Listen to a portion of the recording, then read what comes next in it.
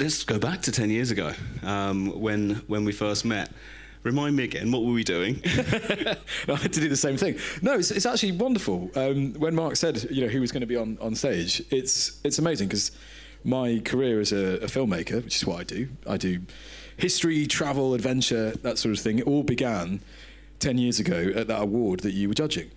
And you are partly responsible for the career that I now have. So thank you very much. I'm really glad that I voted for you. Yeah, really you can say that now. I'd never know if you didn't. No, absolutely. Of course I voted for you.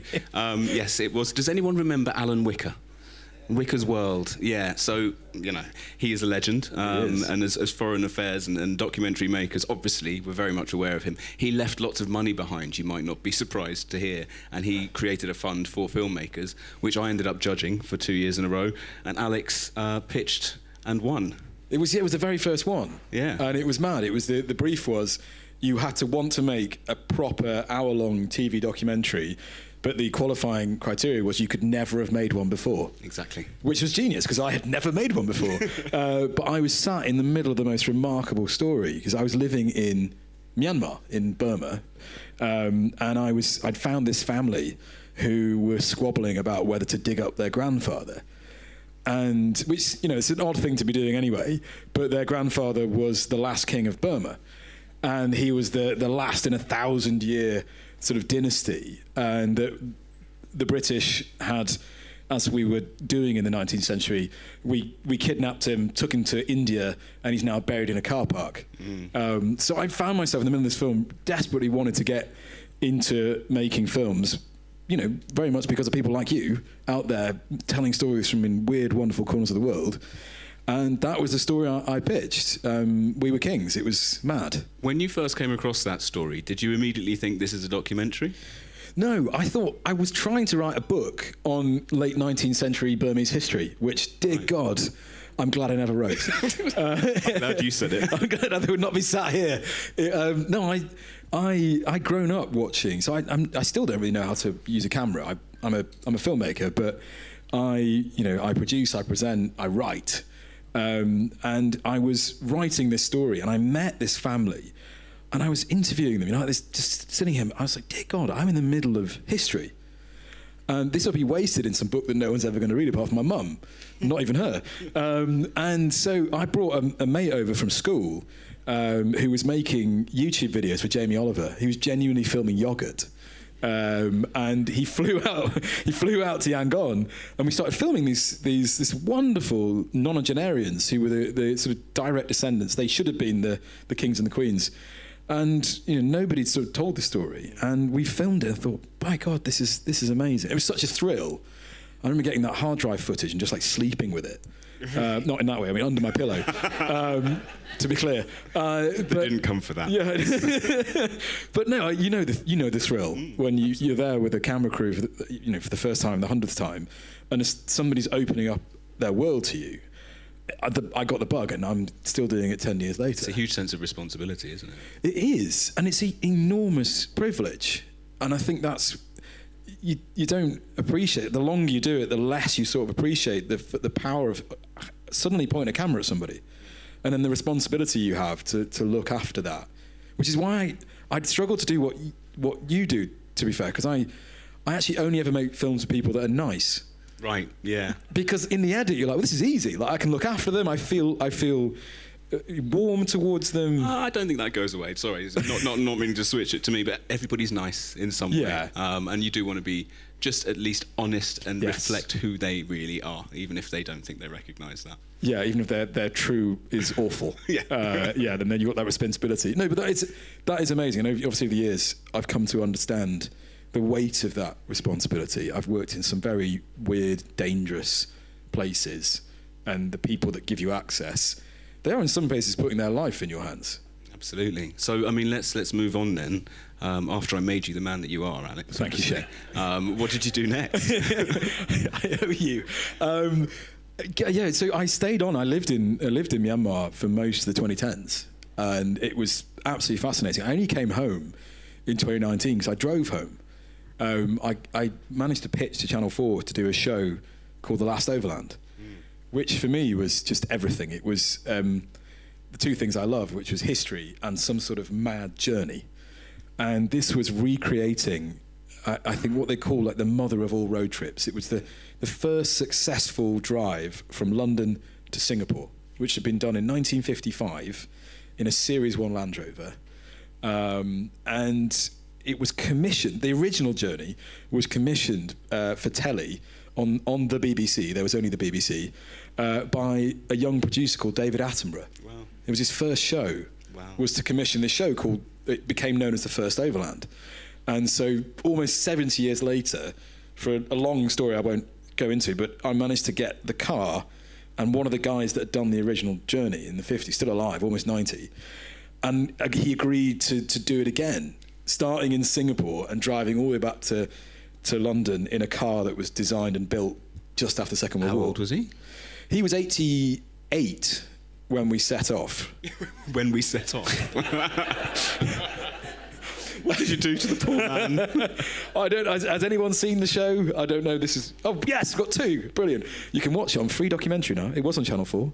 No, it's the massive plot twist is that Tim, who is the original guy that did it, he's kind of the genie in the bottle that we unleashed.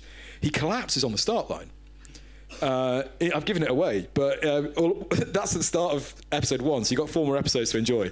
But this amazing twist is that his grandson, who was exactly the same age as he had been in the 50s, cool, who didn't want to go, bless him, went on it. He got thrown in at the last minute, called Nat, and he turned out to be kind of this Carl Pilkington-esque genius. That sounds brilliant. And he went on this accidental gap year that he'd never planned, and he's just TV gold. He's in no way is he an idiot abroad. He's smart and funny, chip off the old block. But the fact that, as you know, like the fact he didn't want to be on TV, it's great telly. It's great telly. So we did 4.5 months, 23 countries, 13,000 miles, in a car, which actually, I mean, Steve, you were talking about these. You can electrify these. I wish you had, because we did 60 miles an hour downhill, and it was bone breaking and deafening and wonderful. And that was kind of to get from seeing you in 2015, 16 to that, there was obviously a kind of thing, and I was doing all sorts of different things in the middle. But yeah, no, I imagine. I remember at the time ribbing you a little bit on Twitter because you were in a Land Rover, and I was a bit like, why aren't you in a Toyota Land Cruiser like everybody else who drives it on the one those that roads? works. Yeah, the ones that work. Yeah. Well, it was the story. I mean, I wouldn't. I realise now. Well, no, I'm not, and I say this. I wasn't a car man. Right. I came at that story, and people, I think, they meet me now and they see me in the show, or you read my book, which is on sale just over there. They start talking to me about carburetors and alternators and wheels, and I have to confess that until that journey, I'd never changed a tyre in anger. But I came at it as a historian. I studied history, love history, and for me, the Last Overland and Oxford, the car we did it in, it's a piece of history, which for filmmaker, storyteller, you've got that brilliant built-in comparison then and now. Mm-hmm. It's every country we're going through, whether it was through Tibet, Nepal, Turkmenistan, Azerbaijan, Belgium, wherever, you could always, when I was writing the book and making the film, see how much the world had changed or hadn't changed in 60 plus years. Well, that's the thing that I think is most interesting, because you're able to get into history through the eyes of the people that did it, but by experiencing it yourself. So the smells, the sounds, the tastes. What sticks with you the most? Which was, well, actually, why don't I put it differently? What was the hardest leg of that journey? They were all sort of hard in different ways. I won't lie. I mean, we went from boiling hot and wet in Southeast Asia to the Tibetan plateau, where I got pretty brutal altitude sickness, and you've got no insulation and no heating. You're driving into like sleeping bags, and gloves and ski masks and all this to get through, and you're driving for 2 weeks on a road that doesn't go left or right. You just drive. The only exciting thing that happens is Mount Everest, just out the window. And so you go from that, and then you go into some pretty sketchy, along the Pamir Highway, which is the old Silk Road. We went into Afghanistan very briefly, all the way through the heroin highway through there. And then Turkmenistan, which is, I didn't realise it was genuinely a country, I think. I was going to say, just remind everybody that Turkmenistan is a country. Have you seen... It's near Uzbekistan. It is. It's actually next door to Uzbekistan and abuts the Caspian Sea. And a bunch of other stans that no one's... Well, if anybody's seen Ali G's The Dictator, that is modelled on Turkmenistan. And it is actually... Turkmenistan it's weirder than that film.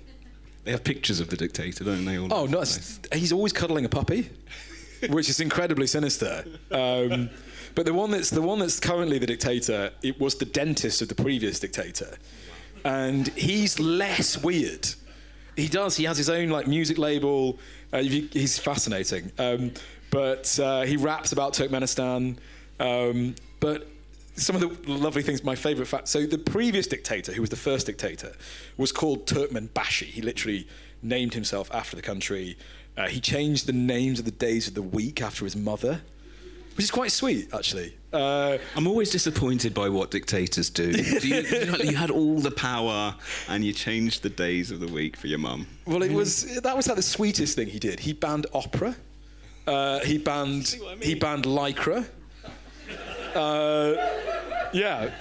Middle-aged men in lycra specifically. He banned lip syncing. Actually, he was ahead of the curve on that one.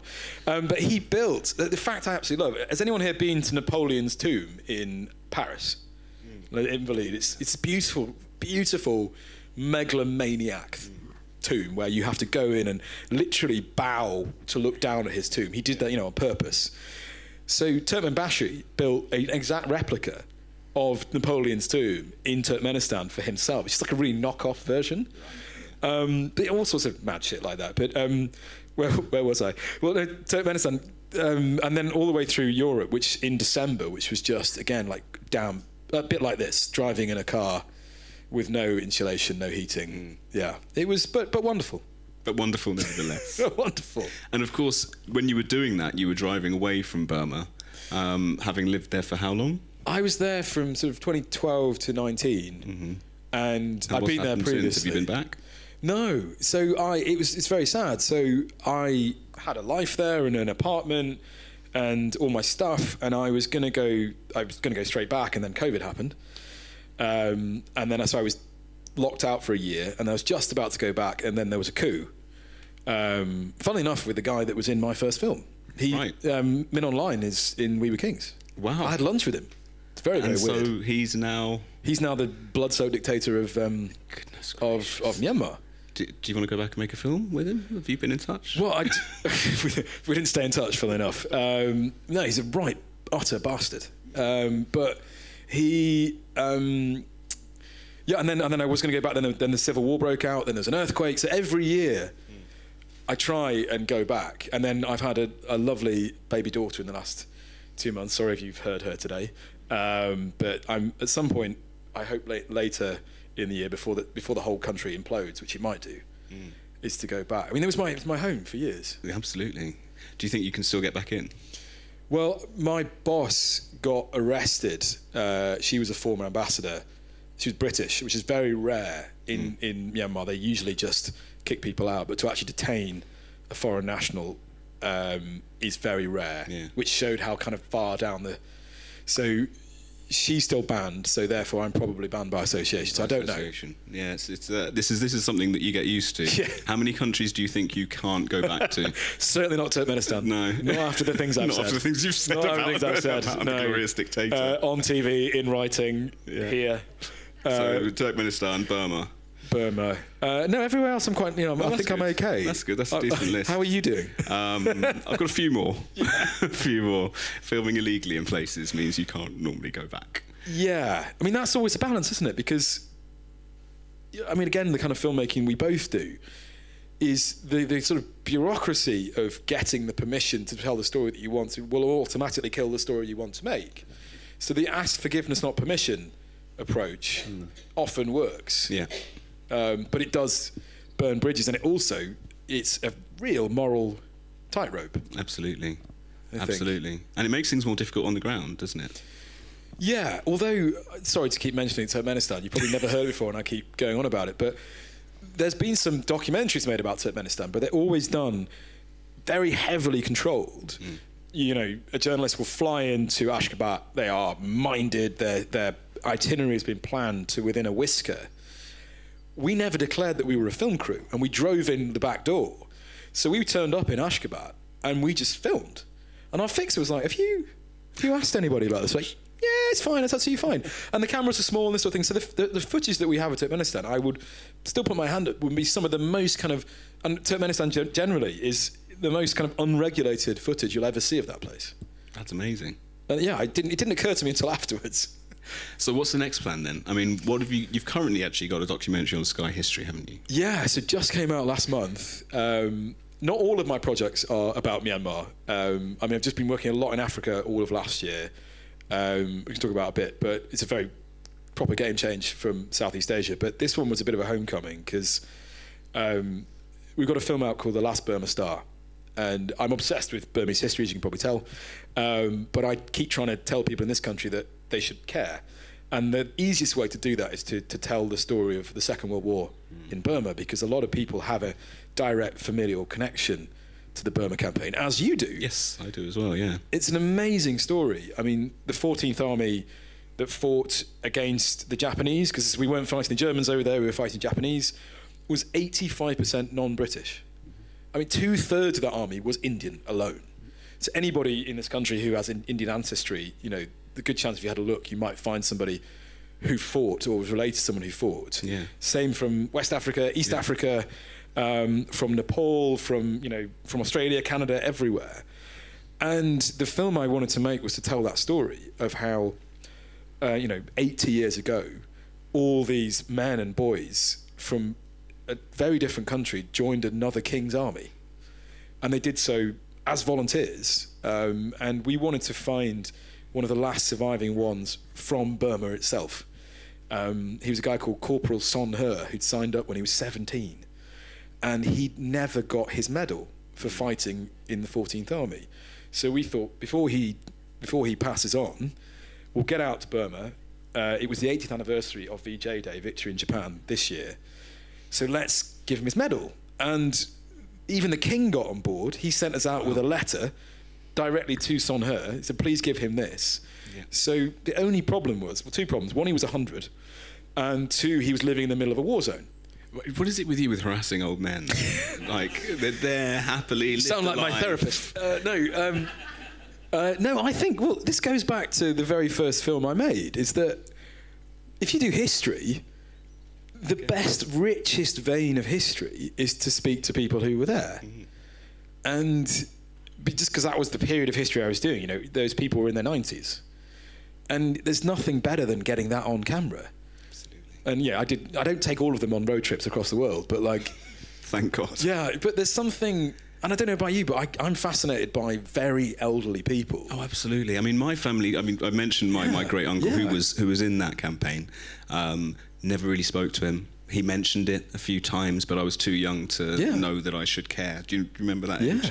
Yeah. And it's only now, speaking to you and seeing a few things on TV, that I go, oh, that was a big deal. I should have asked him. Well, this is why I love history. I mean, history is my first love. The travel adventure is so, it's good fun, but I like sneaking history into my films without anybody noticing, because it's my burning kind of passion. And it's that mine goes back. I can pinpoint the exact moment when I fell in love with history. It was year 5. I was told, I don't know if anyone did the same thing. It was the same person teaches you every subject in the tiny little school in Manchester. Like, right, history, Simon, go home, find an old person, and ask them a question. And so I went round to my neighbour, John. I was like, what did you do in the war? And he was like, well, let me tell you a story. I was at Dunkirk, and I was standing in neck deep in the water, being strafed by the Germans and the RAF, waiting for a boat to pick me up. And I'm there, sort of aged 10, writing this all down. Drew a picture of John, like, standing in the sea. And, you know, it went into some part of my brain. And then, I don't know, 3-4 years later, I learned about Dunkirk. And I was like, shit, John was there. John was John next door, who I mowed his lawn, and he was like an old man and all this sort of stuff. And my mind was on fire from that moment, that I could talk to somebody who had been at a thing that I was learning about at school. It's hard to always make it make sense, though, isn't it? Oh, yeah. I mean, 10-year-old me had no idea. Yeah. But I think you've got kids. But even then, the way that somebody experienced something so huge can often be incredibly small and personal. Yeah. Someone can just go on and on about the smell, or you know, something that really grabbed them at the time. Well, I guess, you know, again, when you're putting your kind of filmmaker in the edit, or just listening to, you're doing the edit in your head as they're, you know, doing the interview, and you're kind of, that's a good line, that helps with my story. But you realise, asking somebody to recollect something from 80 years ago, I mean, they're painting in like primary colours. I can't remember what I was doing last week. Yeah. You know, if you ask someone, you know, 10 years ago, I kind of remember that moment, because it's one of those moments that was burnt into my life. I couldn't tell you much more, apart from like, I remember standing on a stage like this. That's it. Like feelings, noise. So you realise that they're in a way re-editing history. And that's, you know, it's a complex tapestry that you're weaving, because can you trust what they're saying? You've no idea. I want to take you to Africa, because you've been doing a lot of work in Africa, and I've been meaning to pitch you a story actually in Africa. Go on. Which we'll talk. No one's listening. Go on. We'll talk about it afterwards. But what have you been doing so far? Actually, tell me first. Well, I mean, it's amazing. You know what it's like in this world. It's just a phone call. Somebody watched The Last Overland and said, "Can we meet in the pub? I've got an idea to pitch to you." And if it's in the pub, I'll go anywhere. Basically, like you've got me. And this guy said, "I want to make a road trip across Africa from Tanzania to Angola to talk about mining corridors." And I was like, "Oh, dear God, that sounds boring." But it actually turned out to be an incredibly interesting film. It's just come out on Apple TV this last month, and it's fronted by a brilliant man called Dwayne Fields. I don't know if you met Dwayne or worked with Dwayne. He's now the chief scout of the UK. He's just replaced Bear Grylls. He's fascinating, nicest man in telly. But it was fascinating for two reasons. One, it was about the supply chain, just to go back to what Steve was talking about and the question about nickel and this sort of thing. But we often put a lot of focus on like where our food comes from. Have you any idea where the metals in your car, your phone, your laptop, your solar panels, any of that comes from? I can guarantee that most of it comes from a effing huge hole in the southern Congo. Absolutely.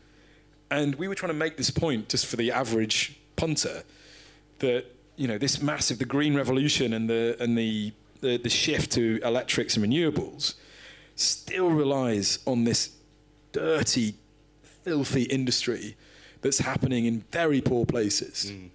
And, you know, if you can't grow it, you pretty much, you have to mine it. Yeah. So that has been a year of my life working on that. It's called Libido Bound, if you want to watch it. It's on Prime, Apple TV. I have to ask, though, what kind of car did you do the road trip in? Very good question. It was actually an Ineos Grenadier. Oh, really? It was, because Land Rover... So, I mean, really? I know. Wonderful cars. I did ask Land Rover, but they wouldn't give me one. Worried it wouldn't make it.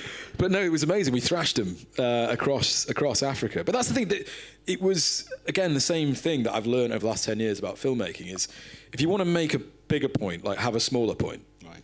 So what we're doing is a road trip across Africa. It's like, cool, I'll tune in for a road trip. That sounds fun.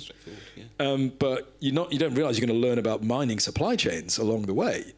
But if you can tell a bigger, and I don't call it boring, it's a more important story, but that people would switch off from. Yeah. You've done this before. How do they put it? The smallest view the smallest window with the biggest view. I like that. So yeah, you might follow one child in a war zone, and through their eyes you see everything. Well, because I think as human beings, like you have to break it down. Yeah. And I think people connect to people. Sounds really banal, but you can be really affected by one person's account of something, and that will never leave you. A bit like my Dunkirk story. Yeah, absolutely. And then you suddenly, okay, I understand Dunkirk. I don't understand the battle plan. I don't understand the strategic point, but I understand what John felt like. Yes, absolutely. I'm going to ask you the question which I hate people asking me, which is, what's next? I'd love to sleep at the moment. That would be really nice. How old is your little one? She's 2.5 months. My wife just took her downstairs because she's been exploding a little bit. So, but no, that we've got. I'm actually the big one that I'm doing right now, a bit close to home, is the history of Britain told through its pubs. Ooh. Which I think will be the series that either makes me or breaks me. Are you going to just like find the oldest pubs all around the... Well, funnily enough, everybody will tell you that the oldest pub in Britain is somewhere near them. Yeah, there's one in Bristol, definitely. It's probably not. I used to drink there as a Yeah, student, exactly. yeah. But you know what pubs are? They're like really good self-marketers. Absolutely. So, but what they are is, I feel, and this is my passion pitch, is that they are the beating heart of most communities around this country, and I think it's something beautiful and unique. I work with half my team is French, and whenever they get the chance to come, they're just like, "Can we just go to a pub? We want to sit in a pub," because you realise that they don't exist. They don't exist in America. They don't. This beautiful thing where you can sit and drink a warm glass of beer, flat beer. But they are social. I mean, obviously, alcohol, drink responsibly. But they are full of stories. And I still think in this age where we're all addicted to our phones, this attention economy, I still think that when people go to a pub, they should, and if you see anyone doing it, kick it out their hand. They buy a drink and they talk to each other, sometimes to strangers. Dear God. And the further you get out of London, the more that happens. Yeah, no, absolutely. So, I remember working up in Manchester for a year and didn't know anybody there, and I was constantly in the local pub. Yeah. Everybody knew me when I walked in. It was home. Well, I grew up in Manchester, so that makes me very happy. But like, it still happens when you get on public transport in Manchester and you sit next to someone and a little lady will turn and you go, "Where are you going?" And you jump out your skin, because on the underground it's like, what do you want? But it does, and I think it's called Half Pint History, this series. I hope you'll be seeing it. In half pints is mostly to preserve my liver and also preserve the quality of the conversation. Absolutely. I think. Wise move. That and there are many more things in the pipeline. We're probably going back to the Congo to do another film about the Congolese art scene. Oh, cool. Which is fascinating. And we did 2 series in Sierra Leone and the Gambia. Have you been to the Gambia? I've been to the Gambia. Oh. Yeah. I did a series about sex tourism in the Gambia. Well, funnily enough, you can't. I bet you can. Put this very carefully. You can't miss it. You can't miss the sex tourism. Do you know what it is? I mean, do we finish on this now? But it's. I obviously lived in Southeast Asia for a long time, and you become kind of inured to an old white dude with a little young Thai girl or Burmese, and it makes you feel a bit ill. But it happens, and it's still happening. But you get to the Gambia, and the sex relation is inversed. Yeah. Reversed. So you get sort of elderly British women with younger Gambian men. Yeah. And you say, what did you take away? What was your message in that series? I'm not going to take away from your story at all, but it was yeah, it's intense. But it's pretty much the exact same thing, but the other way around. Although I found that women approach the whole thing very differently, so it's much more emotional and less transactional. Yes, but it was. I'm sitting there trying to think through how I felt about it, because it's a weird. Not that really mattered. I mean, but it's particularly when you've grown up in Southeast Asia, that sort of thing. But the Gambia, absolutely fascinating. This tiny estuary that the British kept for, yeah. I mean, but that's what I love. I mean, for me, any story that I did not know that. And I get people come and watch my films and they walk out going, "I did not know that." But that's actually improved my understanding of the world. I'm in. Does anybody have any questions quickly before we carry on? Because I did warn you, this is likely to just descend into me and Alex chatting about things that we've seen and anecdoting. But yes, you can't do the sex tourism in Gambia 1. I've done that already. I own that story. Well, we did Sierra Leone, but just again in story, because obviously Sierra Leone people go, "Oh, well, we'll do the Civil War, we'll do child soldiers." We did a tourism film in Sierra Leone about how wonderful Sierra Leone was to go on holiday. Yeah, and it is a fascinating place. Untouched beaches, beautiful mountains. Whole place to yourself sometimes. Yeah, absolutely stunning. I mean, they've had a real rough ride. They just got back on their feet, then Ebola hit and this sort of thing. But yeah, that was amazing. So we'll be doing more in Africa, and hopefully more in Southeast Asia, because that's as well as many pubs around the UK. Did you ever dream that you would be this kind of intrepid explorer? As I look at you, it just it fits. It's the jacket, isn't it? It's the jacket helps, yeah. It's the carcass. The honest answer is yeah. It was what I wanted to do, and I genuinely, I was watching you on the telly. I was watching. I'm really glad to hear you say that, though.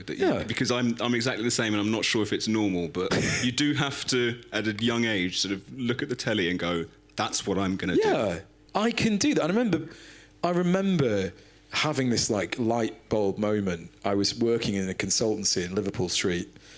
I had to wear chinos and make PowerPoints, and I just was dying within. And I would go home and I would watch Dan Snow, Michael Palin, or Bettany Hughes, and just I was like, oh, please, I want to do that. And so The Wicker was that moment where I thought, hang on, if I apply for that, if I win that, I can go from deathly chinos in Liverpool Street to making films in faraway places. And sometimes you just have to just jump.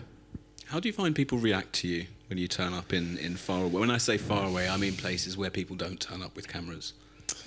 It depends. It really depends. And it depends on the historical baggage, usually, that you're carrying. But, I won't go in every place, but the thing that was so special about Myanmar and why I kept going back was both the timing, in that we were there just at the opening. So it had gone from a closed military dictatorship to this overnight, almost like a semi-functioning democracy, and now it's collapsed again. But so I was one of the first people to sort of wander in with a camera that wasn't doing current affairs. So we weren't at the parliament and all this stuff. We were just what if we just wander into people's homes and ask them about the past? And no one had done that.